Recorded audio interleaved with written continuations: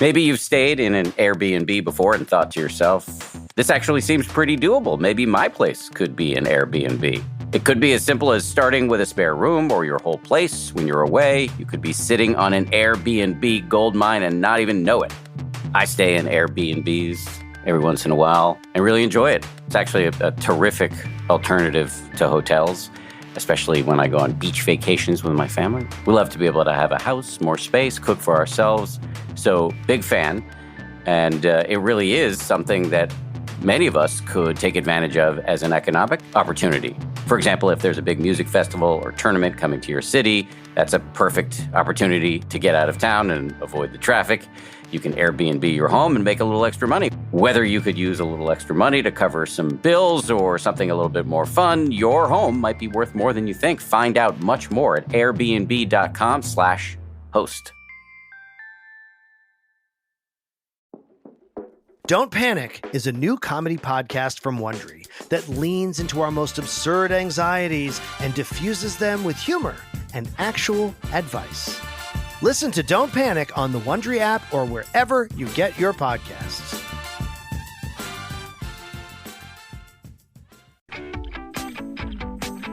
From ABC, this is the 10% Happier Podcast. I'm Dan Harris. Sharon Salzberg is my guest today. She's a towering figure in the meditation world and in my life and in my practice. If you are meditating today, whether you've heard of Sharon or not, she is most likely part of the reason. She was part of a small handful of people who helped bring meditation to the United States from Asia back in the 1970s. She's a co-founder of the Insight Meditation Society, which is a meditation retreat center in Massachusetts. She's written a bunch of books, all of which are excellent, many of which I recommend to people who are beginning meditators, including a book called Real Happiness and also Real Happiness at Work. She also wrote excellent books by the names of Faith, and which we will talk about. She has a different sort of twist on the word faith, and also a book called Lovingkindness, which may sound like an impossibly sort of syrupy notion, but Sharon is one of the primary proponents of loving-kindness meditation, which is a specific kind of meditation which is designed to sort of boost your compassion muscles. And again, to somebody like me, it sounds irretrievably ridiculous at first, but in fact, there's some pretty solid science that is now starting to back up the utility of this kind of meditation. And I can tell you from firsthand, even if you are a type A striver, boosting your ability to not be a jerk actually has a lot of very useful benefits. So one last thing I just want to say about Sharon is she's also really funny and cool. So Sharon, thanks for being here. Appreciate it. Thank you so much. Hopefully this is the first of many. For people who don't know you, I want to talk about your backstory a little bit because it's really, really interesting. How did you get into meditation? Well, I grew up in New York City, in Washington Heights, and I went to college at the age of 16, being a product of the New York City public school system. I skipped a few grades. And when I was a sophomore in college, I took an Asian philosophy course, which honestly, looking back, seemed like just happenstance. You know, I needed a philosophy course. It was a requirement. It was like on Tuesday or something. It suited my schedule. I thought, okay, I'll do that one.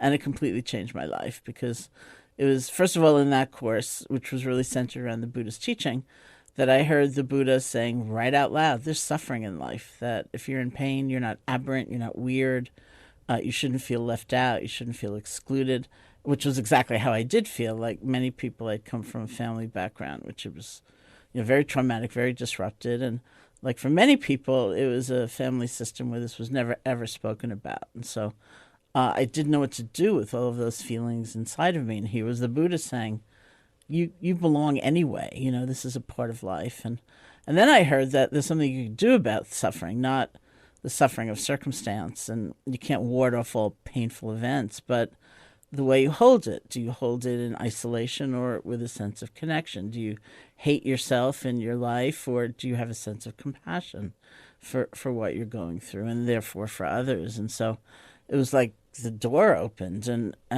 I heard there were such things as meditation practices. So I looked around Buffalo, New York, and I didn't see it. It wasn't in the yellow pages? It didn't seem to be. It probably is now, of course. In fact, I know it is. I just got invited to a mindfulness conference at the university that I ultimately graduated from. But that yearning is fascinating to me, that sense of possibility. I don't know what I thought. I guess there's something here for me. There's something real.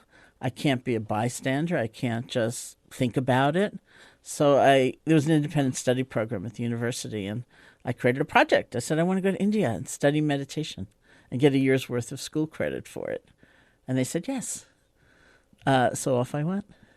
Let me back up for just a second. You have been very open in a very brave way about the suffering of your childhood, specifically in your phenomenal book, the aforementioned Faith, which we will talk about what you mean exactly by when you use the word faith. Can you elaborate on it a little bit now? Sure. And my parents got divorced when I was 4. My father disappeared. I was living with my mother and her siblings. My mother died when I was 9, very suddenly. I ended up living with my father's parents. When I was 11, my grandfather died, and my father returned. It was the first time I'd seen him since I was 4.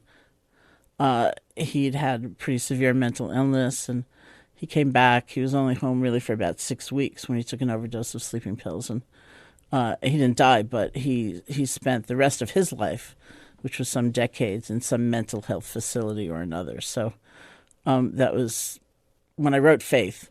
And I looked back at the time I had lived before I went to college at 16. I realized I lived in 5 different family configurations, each one of which had ended with someone's death or some kind of traumatic loss like that. So does meditation, it doesn't make the pain go away, right? No, I mean, somebody was interviewing me for something recently, and we were talking about one of my teachers, a woman named Deepama, who'd been an extraordinary model for me because she had suffered tremendously in her life. She lost her children, right? She lost 2 children and her husband. And that was when she began her meditation practice, was after that. And she kind of emerged from that with such an enormous compassion for everybody, and in the most personal, direct, real way. And it was very powerful. So she was really my model of what might happen. She was the person who told me to teach. I would never have become a teacher without her. But just back to my question, do you think there is residue from that early trauma in your life now? But it's not like meditation is some sort of panacea.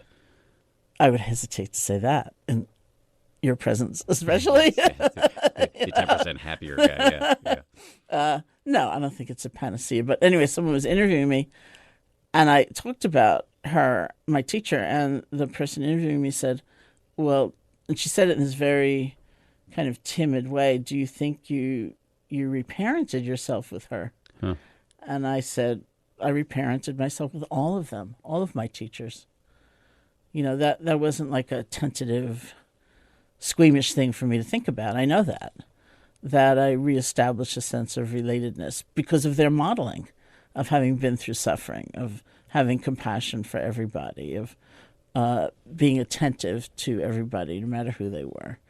And I think the methodologies actually work. Sometimes when I teach with Mark Epstein, Dr. Mark Epstein, the Dr. Mark New Epstein. York psychiatrist and author and great friend of both of ours. Yeah, and he, his great idol is Winnicott. Mm-hmm. D.S. Winnicott, the D.W., I think. Whatever. Yeah. Thank you for exposing me. It might be W.D. Yeah, I don't know. D.W. I don't know either. Winnicott. It was a British psychoanalyst whose great phrase that Mark always quotes is, just be a good enough mother. And Mark says, it was all mothers at the time who were coming with their children. So let's say, be a good enough parent. And someone in the room always says, well, what's a good enough parent? And Mark says it's someone who can survive their child's rage. And someone says, what does it mean to survive your child's rage? And Mark says, not to be invasive and also not to be rejecting. To have a stance where you can kind of hold the pain and be open. And I always say at that point, well, that's mindfulness. Yeah, I was just going to say, it sounds like mindfulness. Yeah, that is mindfulness. And so I learned those tools around my own pain and ultimately the pain of others because of the methods of meditation.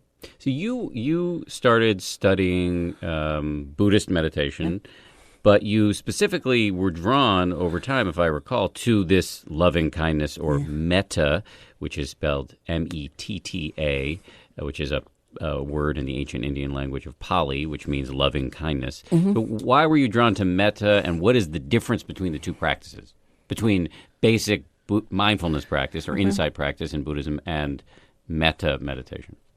Well, we'd say mindfulness practice gives us the ability to differentiate between our actual experience and the story we're telling about it. It's not that we don't tell a story, but we can know the difference. You know, maybe you have heartache, for example. That's the true experience in the moment. But our minds then tend to add, what's it going to feel like tomorrow? What about next week? I'm going to be alone for the rest of my life, right? So that's just an add-on. That's another ancient Indian word, prapancha, which is the word I learned from you, which is mental proliferation. Yeah, it's proliferation. Sort of the making of movies that go off that allow you to sort of colonize the entire future with your current That's thread. right. That's why they sometimes call it the imperialistic tendency of mind. It's like something happens and the whole world is taken over. So mindfulness lets you cut right there between the experience and the beginning of the proliferation. So then you have a choice. You can follow it, you can let it go, whatever.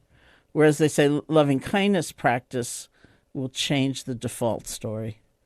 So if it has largely been one made of fear, for example, and you cultivate loving kindness, it will often become a story of connection rather than fear.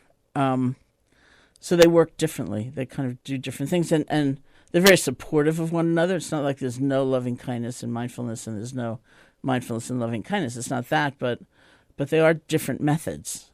But in terms of the details, because I am mindful that some percentage of the people who listen to this podcast may not meditate at all. So how do you do mindfulness meditation and how do you do loving kindness meditation? Usually you start mindfulness meditation with just trying to stabilize your attention a little bit. So that might be choosing something like the feeling of the breath as the kind of home base object, resting your attention on that object, and the 70 billion times that your mind wanders, learning to gently let go and come back, and gently let go and come back. And then when you have some amount of stabilized attention, not enormous, but some, you begin to pay attention in that same sort of balanced way to other things, what's happening in your body, different emotions, different thoughts. So it becomes a broader and broader array of objects that you're paying attention to in a certain way. So mindfulness isn't so much about the object that you're watching, it's the way that you're watching, so that you're not so immediately reactive, and you're like the good enough mother, you're not invasive and you're also not rejecting. With some non-judgmental remove. Yeah.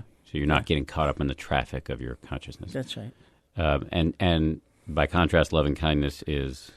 In loving kindness practice, you would rest your attention rather than on something like the feeling of the breath. You would rest it on the silent repetition of certain phrases, like "May I be happy, may you be happy," and directed at specific people or beings. Doesn't it? It could be a cat, for example, yes. or 3 cats. If you I do have 3 yes. cats, yeah, I have 3 cats. Yeah. Thank you for pointing that out. Yeah, that's okay. It's mildly embarrassing. Do you want one? No, thank you. Okay. I'm allergic. That's right. So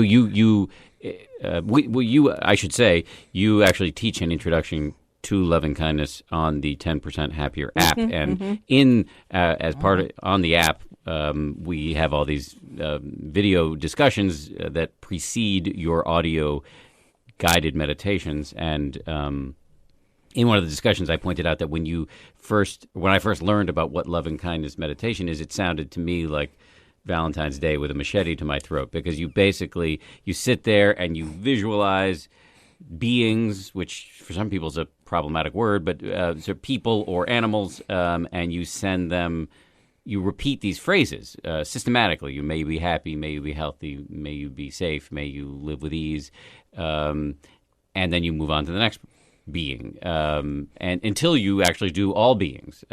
So it sounds, as I said before, sort of irretrievably sappy. But, well, you fill in the but. Oh no! I'd like to hear your experience. well, it is. It is. Especially at the beginning, and anytime you're learning a new skill, it's annoying and awkward. and you're like, why? I was raised in the age of irony. Why am I doing this unironically, sending good vibes to all being? What went wrong in my life that I find myself in this position? However, what reassured me was just hearing about the science. Yeah. When I hesitate to hype the science because I think it's still in its early stages, but what it shows is that people who do this practice have lowered release of cortisol and other physiological benefits. And also, the early studies suggest that there are behavioral changes. Preschoolers taught loving-kindness meditation are more likely to give their stickers away to preschoolers they do not know, which is pretty cool. It's pretty cool. Research done at Emory had people wear microphones for much of the day, and what it found was the people who had been taught loving-kindness meditation were using the word I less, were socializing more, were laughing more. So that's what really changed things for me, and also that there's even in a competitive, and I have an incredibly competitive job, it actually adds a lot of value not to be a jerk all the time, or not to be burdened with the wasted energy of hatred. So now I'm talking way too much. Will you please take over and amplify my points? No, I mean, I think, because I talk about it from the experiential point of view, which is that it does sound stupid. I know that. Well, my first book was Loving Kindness, and one of my great fears was that people were going to call it sweet. And because to me, sweet meant saccharine, and therefore irrelevant to the grit of day-to-day life. And sure enough, when the first blurbs came back, 2 of them called it sweet, but they didn't mean it in that way. The actual experience compared to just thinking about it is very different, where it's kind of a revolution in paying attention for all those people we don't actually pay attention to, for example, that we look right through, we ignore, we discount. Who don't mean anything to us. What happens when we look at them instead of through them? And so without it being studied or fake in any way, there is a sense of connection that comes about. And the truth is that our lives are interrelated, that we don't live as these isolated little pockets, that our lives have something to do with one another. And the corollary to that is that everybody counts, everybody matters. Not everybody's going to be my best friend, and I'm not going to take them home, and I'm not going to give them all my money, and I'm not going to invite them, to dinner, but everybody counts. And so even those people I don't like, there can be that sort of bone-deep recognition that our lives are connected, and that moving forward with that consciousness rather than the kind of construct of self and other and us and them that we usually live under is progress. That's forward movement, and I think that's how we're going to survive, actually, going forward. So it's not just sort of woo-woo and phony and make-believe. It's a very different way of looking at ourselves and a very different way of looking at the world. How can it be additive in a competitive environment? I know I'm obsessed with this subject, but I can't help it. That is my life. No, that's okay. So how? I have my answer to this, but you know more and are more interesting than me. So what is your answer to that? Well, I was listening to your podcast with George Mumford last night.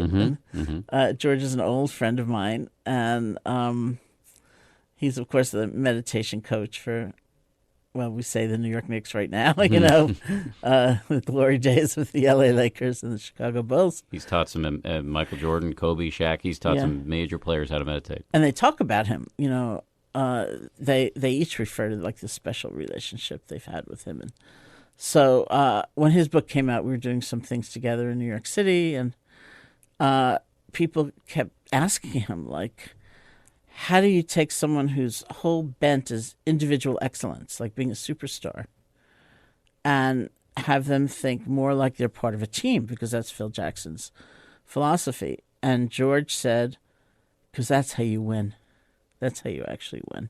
It's having much more of a team consciousness. So I said to him, do you use the word mindfulness? Because he and I are both from the days when, nobody knew what you're talking about, and it really did sound weird. And when I first came back from India in 1974, and if I'd be at a party or some social situation, and people would say, what do you do? And I'd say, I teach meditation. They would kind of go, oh, that's weird. And then walk away. Yeah, and walk away. Or, did you meet the Beatles? And I'd say, no, sadly, they went when I was in high school. I didn't meet them. But, so I said to George, do you use the word mindfulness when you're, teaching basketball teams. And he said, now I can, because of the research and the science. Then I said, do you use the word compassion? And he said, that's too much.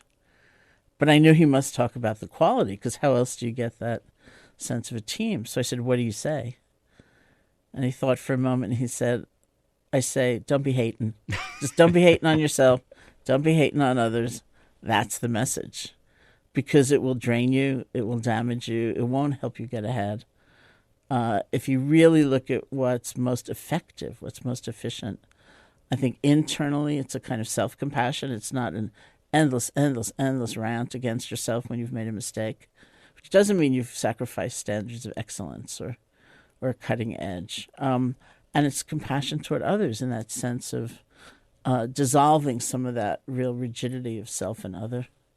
I mean, you nailed it, which is completely unsurprising. But I'll just add on top of that so I'm not a ninja at loving-kindness meditation. I do it every day, but I'm certainly not for that long, and I still retain the capacity to be an incredible idiot at times. But I will say that to amplify your point, that in a competitive profession where I am competing against journalists from other networks, and there's internal competition too, to drop even 10% of the time the burden of unnecessary hatred or anger or resentment or jealousy directed at other people is hugely liberating, and by the way, makes you much more effective, because that hatred is counterproductive.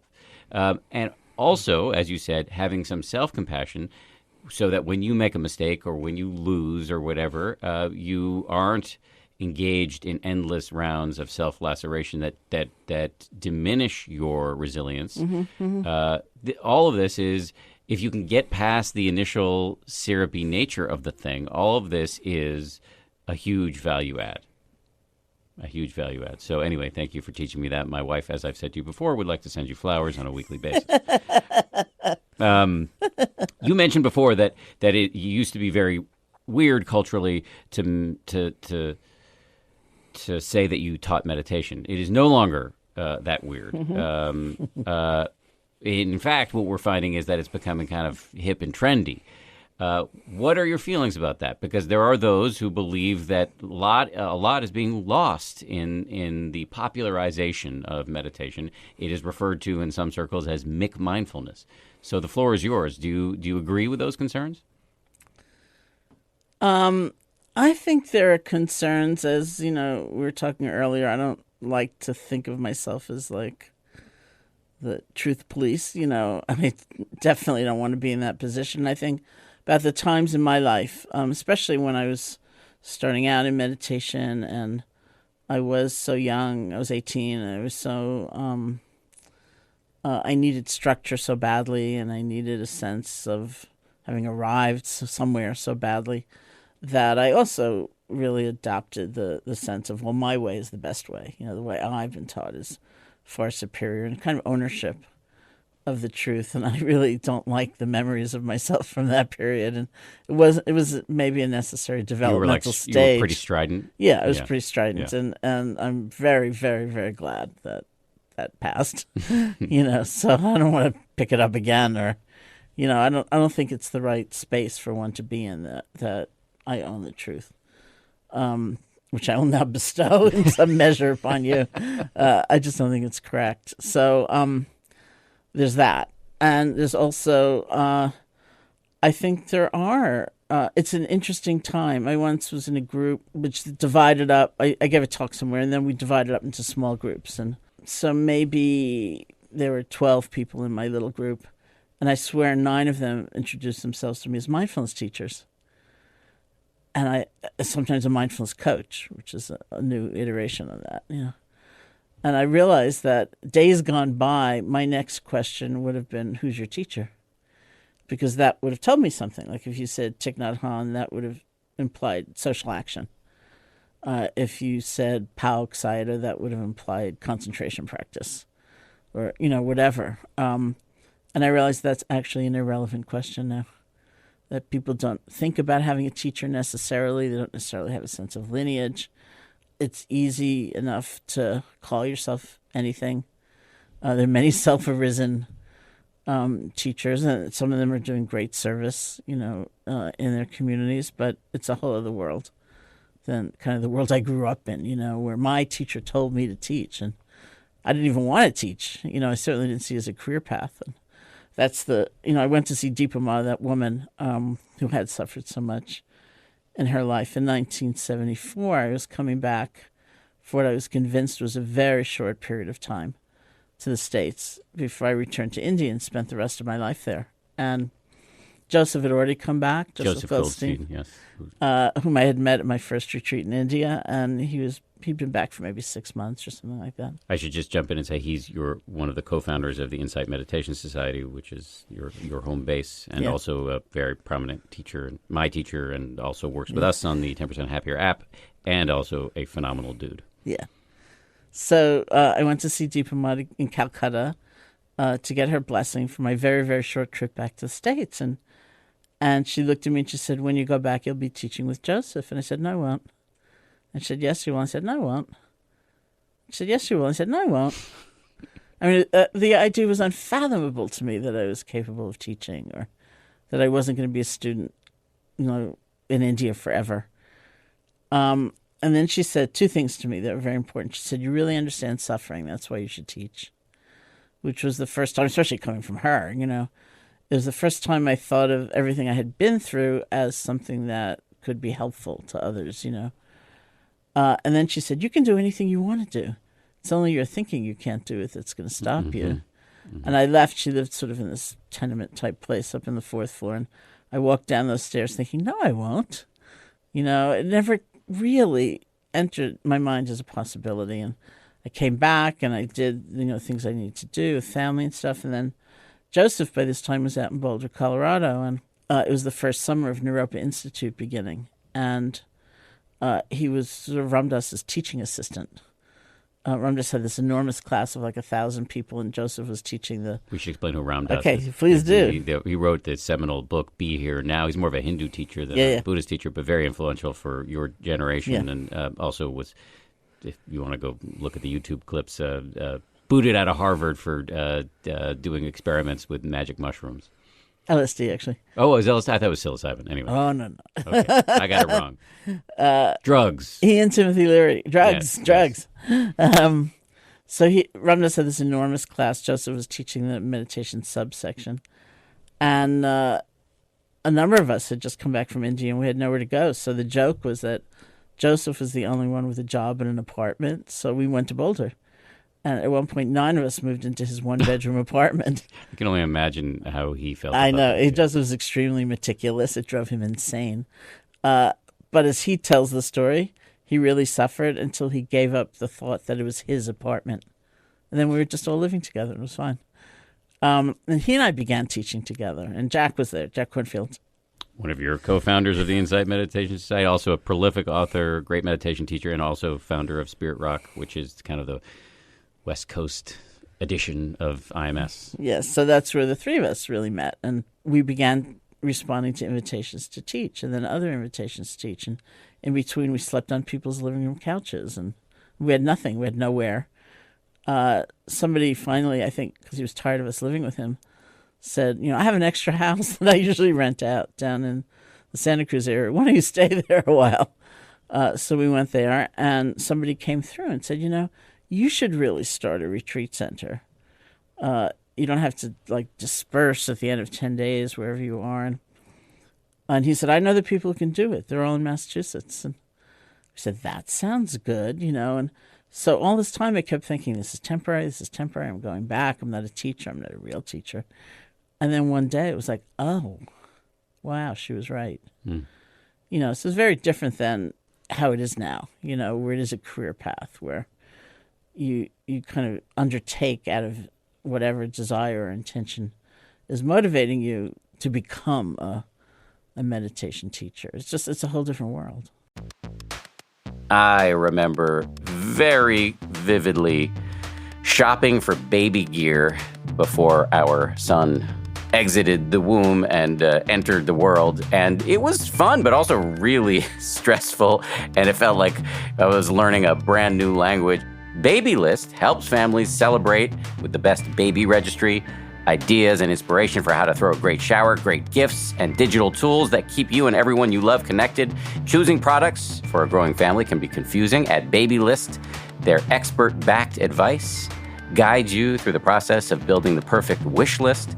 Their shop is deliberately curated with expert-selected and real parent-tested items to make it easy to figure out what's right for you and your family. I think I can speak for my wife on this. I believe both of us would have loved to have had this available to us when we were about to become first-time parents. Start your registry today by visiting babylist.com.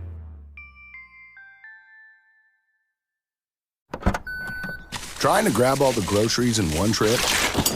Oof, not how you would have done that. You know sometimes less is more. Like when you drive less and save with the USAA annual mileage discount. USAA. Get a quote today. Well, let me give you my view and just see what you think of it on this whole sort of popularization of meditation thing. Yes, there are things in the meditation world, like David Gellis, our mutual friend from the New York Times, wrote a book where he wrote an article in the Times recently where he talked about mindful mayo being sold. So there are things in the meditation world that kind of give me pause, let's say. And let's be honest, there are people who have looked at my book and have found it to be irksome from a traditionalist standpoint. And fine, I don't begrudge them their opinions.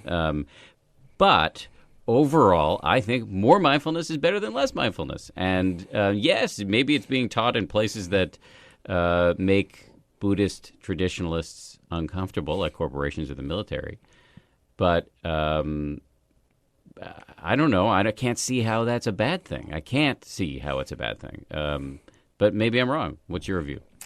I don't think it's a bad thing. I certainly don't think where it's taught is a bad thing. I mean, I'm happy it's being taught in corporations.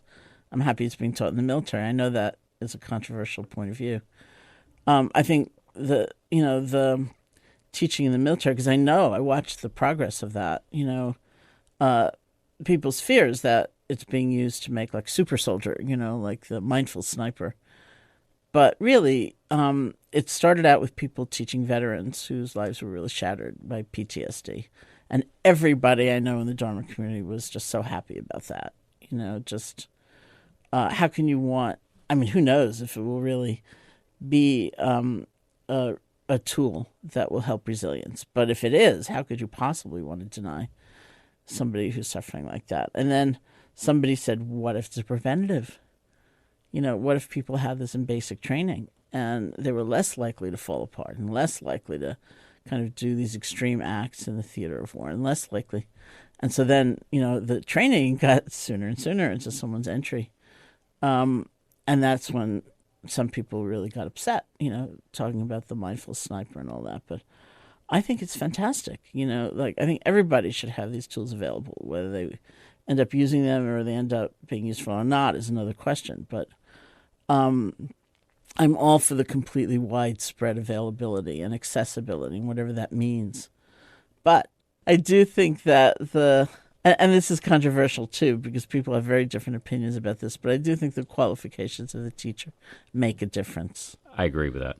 And so I know many you're getting under the hood of somebody's mind, right? So you need, and people like you have years of training in silent retreat. So the fact that people are just doing a little class here and there, taught by who knows who's teaching these classes. I don't know. That gives me a little bit of pause. Yeah, that gives me a lot of pause. And again, it's not up to me. I don't have like the good housekeeping seal of approval. But it gives me a lot of pause.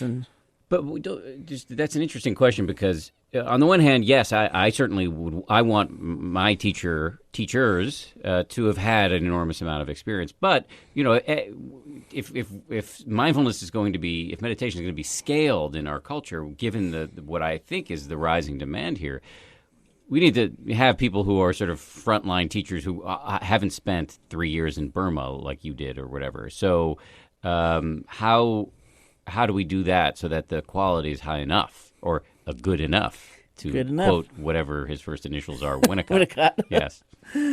Heretofore, from now on referred to as Winnicott because we can't remember his initials. that's the problem. I mean, I've had these discussions so many times with so many people.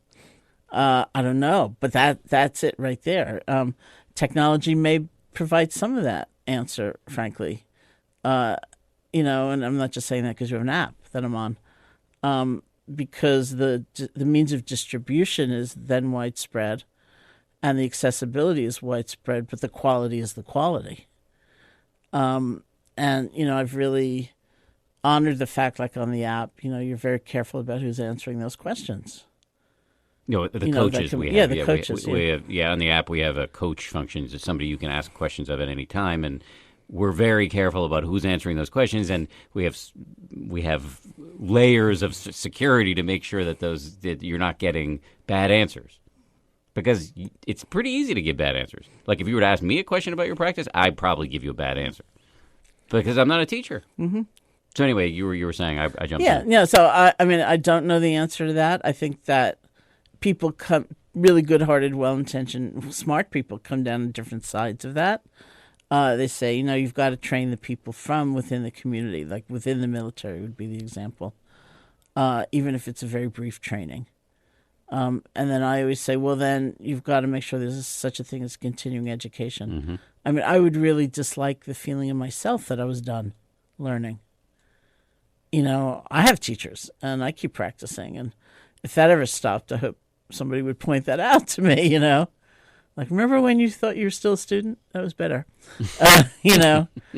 So I really worry about people who take a 3-day course, for example, as a training, and then they think they're done. So even within those more widespread training programs, there could be safety nets built in terms of continuing education and community. I mean, Joseph and Jack and I, we knew nothing,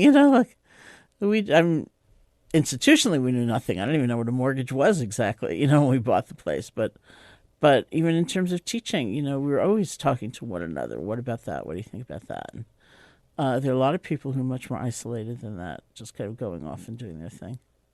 So this is your discussion about your own continuing practices is a nice pivot to the other thing which actually both of us wanted to talk about coming to this podcast. If you think about the broad pool of meditators out there, the metaphor of a pool is actually kind of useful because most people are kind of on the shallow end of the pool, the 10% happier, like let's just, dial down our monkey mind and maybe dial up our compassion a little bit. But there is a whole deep end of the pool, which you explored at great length in your early days and continue to in your meditation practice, I assume. And one of our previous guests, Jay Michelson, who is a journalist and lawyer and theologian, and came on and talked, did something that's actually taboo in the Buddhist world, which is to talk about his experiences at the deep end of the pool, and to talk about this loaded E word, enlightenment, because that's what the Buddha, granted, most people who are doing meditation these days in America are doing a secularized version of Buddhism, straight up mindfulness, but the dude who's the sort of progenitor of all of this is a guy named the Buddha, and what he was talking about wasn't being 10% happier, it was being 100% happy, enlightenment, and the uprooting of negative emotions. And yet it's actually, in the world in which you were trained, it's considered sort of unwise, and you can actually get in real trouble for talking about your attainments. So what is your view on the fact that there are now people out there talking about their experiences on the cushion and how they've attained certain levels of enlightenment? Well, I'm back to I don't like that part of me that feels I know the truth in the best way. So you're allowed to have an opinion. I do have an opinion. That's fine. I did kind of grow up in a tradition for a number of reasons where you would never talk about your own attainment. Other people may talk about it. I've had many teachers who'd say, "Oh, not the teachers, but their other students would say, oh, they're whatever." Let me fill in the blank there on that. So within there are many schools of Buddhism, but you come from the Theravada school, which is the oldest of the old schools, and in this model, there is a 4-step progress toward being fully enlightened. So the first step is to be a stream enterer. The second step is this starts to sound very Dungeons and Dragons, but this is the terminology. The second step is a once returner. The third step is a non-returner, and the fourth step is the arhat, where done is what needed to be done. You have achieved full enlightenment. You have uprooted greed, hatred, and delusion. And with each of these steps, one has an experience of nirvana, which is the everything in our lives is a vast soup of causes and conditions, but nirvana is the absence of conditions. It is the unconditioned. So pretty heavy stuff, pretty heady stuff as well. And again, you're not supposed to talk about whether you're a once returner or non-returner, where you are on what's known as the progress of insight. And yet, we now have people out there who are talking about it openly. So carry on. Well, there are a number of reasons why talking about it was discouraged, some of which are very quaint in our eyes. Like when the Buddha was teaching a lot of moral precepts, a lot of that was to the monastic community. The monks and the nuns were going out every day for food. They were dependent on alms rounds, right? And so he instructed them, don't, for example, only go to the street where the rich people live so you get better food. You have to give everybody the chance to feed you. Don't just go to the place where you know there's a good cook. You have to give everybody the chance to feed you. Don't boast about your attainments, because then, people might want to feed you more than your brothers and sisters behind you online. So it was a lot about that relationship, with others and the presentation of the teachings to the world. That's where it started. Don't boast about your attainment. Don't show off your psychic powers. Don't, do this, don't do that. So, there was just a natural sense of, I don't want to be outstanding away from my brothers and sisters on this path. Some of it comes from the fact that these, the words are all the unwords, the unborn, the undying, the unconditioned. The unconditioned, these are the words for Nirvana. Yes. And so there are no words. It's ineffable. It's like a mystical experience you can probably read about in every tradition. Sometimes poetry comes close. In Buddhism, it's the unwords, And so different schools just throughout history will interpret that differently. Thai forest tradition has a very different descriptor of stream entry, for example, than Burmese tradition. And so that's the kind of thing that drives practitioners crazy. It's like, well, in Thailand, I'm enlightened, and in Burma, I'm like nowhere. And the teachers I had would never tell you. They'd never affirm your experience. They wouldn't say, oh, yeah, you're a once returner? No, never. Why not? I think partly it reifies a sense of identity. Like, now I'm a this, right? Which is going backwards. And partly because I think other people would kind of give out certificates, and they saw that as very bad form. It's like, I did it, or you did it. And if you think the basic motivation is supposed to be compassion for yourself and your own suffering, and compassion for others, it gets to be a little bit like, what's the point, So I heard that the early days at IMS, your meditation center, that we gave out certificates. Well, no, but that there were times when there was a lot of sort of comparing of, oh, well, he's a once returner or he's a non-returner, or I don't know if that's true, but that's part of the lore and part of the reason that people cite that you guys, you Joseph, and at least you and Joseph, aren't big fans of people walking around talking about their attainments. I don't know about that. I mean, it was 40 years ago. Maybe my memory is like we started at the place. Well, no, I mean, as people, as peers, we've had some very interesting discussions, as you and I might have, if we chose to do that in your living room sometime, after I take a Benadryl because of the cats. Like, what is your deepest experience? And in Tibetan Buddhism, the word that we call meditation, they call getting used to it.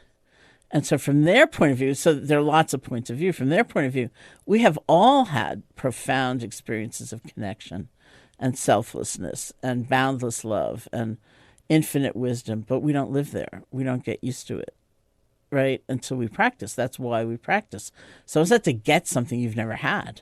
It's to make a home in the place that you've already known, So there are lots of ways of framing that conversation.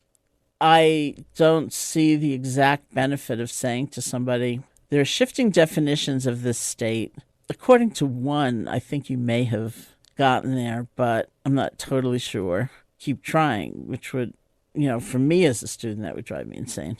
But isn't it, so you're saying that it doesn't, you're not a big fan of A, public proclamations of attainments, and B, even private discussion from teacher to student, because it sort of sets us up for competition and striving and comparison. Yeah, I think there are ways of saying it, because I think there are attainments for sure. But what's the result of that first stage of enlightenment, for example? It's said to be a stage from which there's no going back, right? You may get confused in the heat of the moment or with a lot of pressure on about whether there is a solid, separate self, immune from influence and conditionality.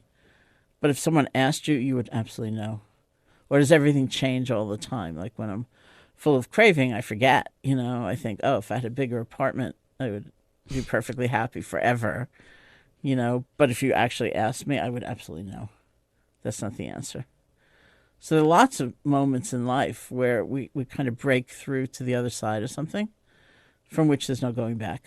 Even though we don't live it all the time, we don't live from that place, we so deeply know something that there's just no going back. And so that's what that first stage is, around who we are fundamentally. But so if there are attainments and there is a map, if you can make progress toward enlightenment, again, I haven't tasted any of this, so I maintain a high level of journalistic let's not say skepticism about whether this map is real or not. But anyway, just let's stipulate that there is a map. Why not talk about it? Isn't it disempowering? This is the argument from those who get up and talk, and talk about their attainments, that it's useful to say to people, you can do this, and it isn't just for monks, and also that here's how to do it. And anyway, that's their argument, that it's empowering. Right. I agree with all of that. And I would probably choose still to say all of that. You can be a lot freer than you are. You can let go of grasping, aversion, and delusion. You can see your life clearly. You can get on that subway and genuinely feel your life has something to do with all those others. You can have these huge effects of insight, and it's disruptive. Insight is very disruptive to one's life, You don't go on in the same ordinary patterns. It's very radical. You can, absolutely. And I believe there is a way. Not everyone agrees on the map, which is another issue. Different schools of Buddhism have their own maps. That's right. And there's disagreements even within the schools. That's right. So upholding something as dogma is very problematic. Right. But I do believe, and I have experienced that very map of the progress of insight, so I believe in that. And I think one can glean the wisdom of it. So, for example, something that you and Jay were talking about was those stages where it's like what happens is your mind just naturally falls on the beginnings of things, thoughts starting, sensations beginning. And you live in a world for that time of beginnings. It's like renewal, beauty, light, ecstasy. It's just like, it's a world of creation. It's amazing. And a lot of people think, wow, this is it. It's this tremendous good feeling that's going to last forever. And it doesn't last forever because nothing does. And so you go through all the difficulty of letting go of that and so on. I think that's really interesting to know. When it becomes a really linear sense, which nobody actually knows if it's like this stage exactly followed by that stage without any, back and forth, then it becomes another prison for us. Like, oh no, yesterday I had 3.5 minutes of light. Today it's not here. And I've fallen backwards. It's just not, it's not the way the path happens. You're just punishing yourself. So what's the answer? Should we not talk about it, or should we talk about it carefully, or what? How? I think I have the answer. I live the answer really well.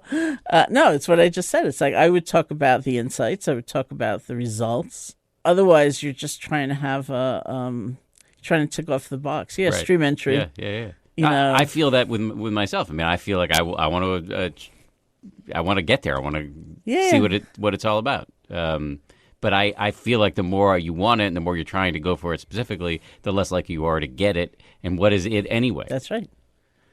All right. I've held you for a long time, but I'm not going to let you go yet. One of the things I did in preparation for you coming on the podcast was I asked people on Twitter to send questions. And so we're not going to get to all of them, but let's start with some of them. Any easy trick to start? This is one of the questions that came in. A lot of people have trouble starting meditation. So do you have any views on? Mm-hmm. So we're diving from the deep end back to the shallow end here. Any easy trick to get started? Two things. One is establish a reasonable commitment. Like, don't think I'm going to sit for 8 hours on the weekend. It might be 5 minutes a day. It could be 10 minutes a day. We've had that discussion too. I now say 5 to 10 minutes a Thank day. you. It's a great way to start because of you.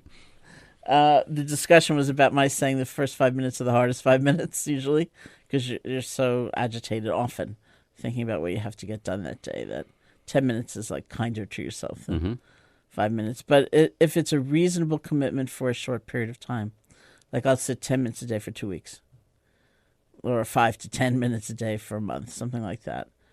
That's much better than thinking about sitting for an hour or something that's really unreasonable. And it's not a lifetime commitment. You are going to assess and evaluate. But at the end of that month, let's say, look at your life to see if it's any different, because that's where the difference will show, not necessarily in that dedicated period. And the other thing was, if it helps you, see if you could set up some system of accountability. It's like a community. Like I have a small cyber group I belong to where somebody said if he wakes up in the morning and he turns right, he's at his computer. If he turns left, he's at his meditation cushion. So we formed a support group. There are only 5 of us. And every day when you've meditated, you email the other 4. And the subject line is always turned left. And if you want, you can say something else, like for turn left for 2.5 seconds or 2.5 hours, or the weather's great here, or say nothing. You know, the important thing is that you've reminded one another. What do you say? This is not on the list of questions, which we'll get back to in a second, but I hear this all the time, and I would love to hear what your answer is to it. People say to me all the time, I get it, meditation is good for you, but you don't understand. I can't do it because my mind is too busy. I can't settle my mind. What do you say to people? That's a place where you need a good teacher, whether it's person to person or on an app or tape or whatever. Because, first of all, everyone can do it. The goal is not to wipe out thinking or annihilate the ability to think. The goal is to have a different relationship to your thoughts. So even if you have a torrent of thoughts, and even if they go on, and even if they're not very positive, doesn't matter. Because, first of all, you're settling more on the breath, a little bit more, and then a little bit more, and a little bit more. And you're also developing more space toward the thoughts, which is the goal. So that will definitely happen, but it's such a common idea, like, I shouldn't be thinking, it's all wrong to be thinking, it's, I'm doing it wrong, and so you really need a good amount of guidance. That's a better answer than the one I give. That's not surprising. How to handle emotions when they surge. Again, this is another Twitter question. How to handle emotions when they surge. Let's say anger, for example. Mm-hmm. Here too, it's like a suite of tools that one just needs to practice with, because some emotions are harder than others. But the more you practice, the more you can establish a different relationship to the emotion. So a common one is feel it in your body. Rather than just go round and round and round and round, like first I'm going to write that, and then I'm going to write that, then I'm going to write that, then I'm going to totally bring them down that way. Like feel it in your body.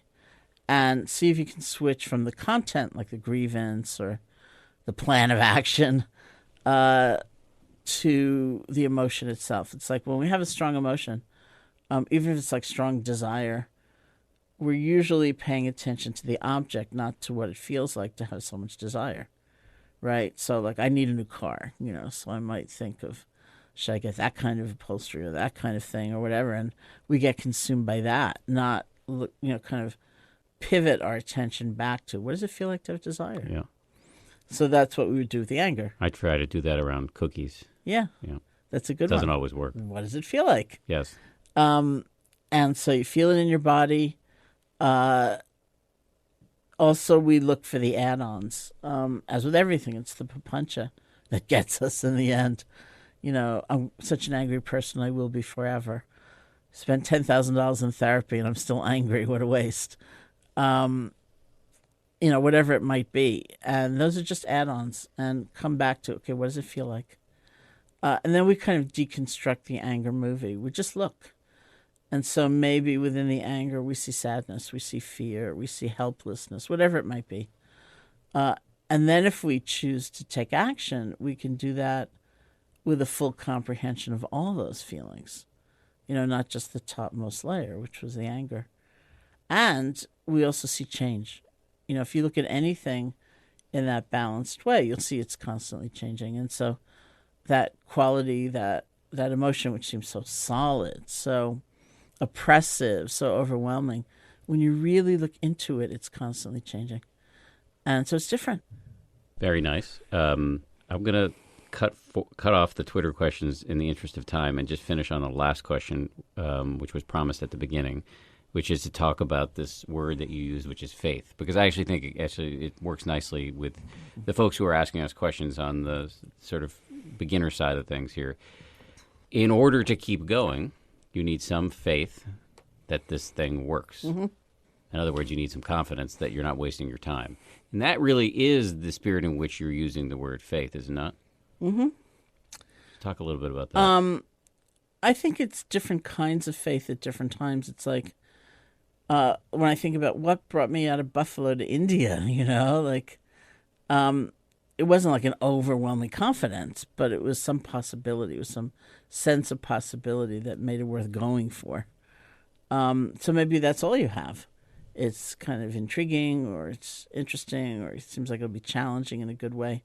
And that's why I think we need structure. It's like a period of experimentation. So you need the willingness to try it wholeheartedly for that period. And then it's faith in your own ability to discern. Is this making a difference? You don't have to believe anything or anybody else. And is it really making a difference? And take a look at your life and see if that is supported or not. And there are kinds of faith that are really based on our own experience that are really the best kind of faith, rather than dogma or just excitement or enthusiasm about something. And so you have to trust yourself and trust your ability to really see clearly. Thank you for listening to today's show. You can find video of the episode and an article about it at abcnews.com. Thanks as always to the producers of the show, Lauren Efron, Josh Cohan, Sarah Amos, and Dan Silver. You can hit me on Twitter at Dan B. Harris anytime you like. If you liked the episode today and you want to hear more like it, you can subscribe to the podcast, rate it, and leave a review. Thank you for that, and we'll talk to you next week.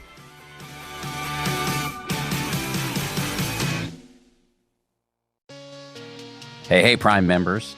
You can listen to 10% Happier early and ad-free on Amazon Music. Download the Amazon Music app today. Or you can listen early and ad-free with Wondery Plus in Apple Podcasts. Before you go, do us a solid and tell us all about yourself by completing a short survey at Wondery.com/survey. When it comes to celebrity feuds, the stakes couldn't be higher, because if you lose, you'll wind up as the #1 trending topic on Twitter, or worse, in court. I'm Matt Belisai. And I'm Sydney Battle.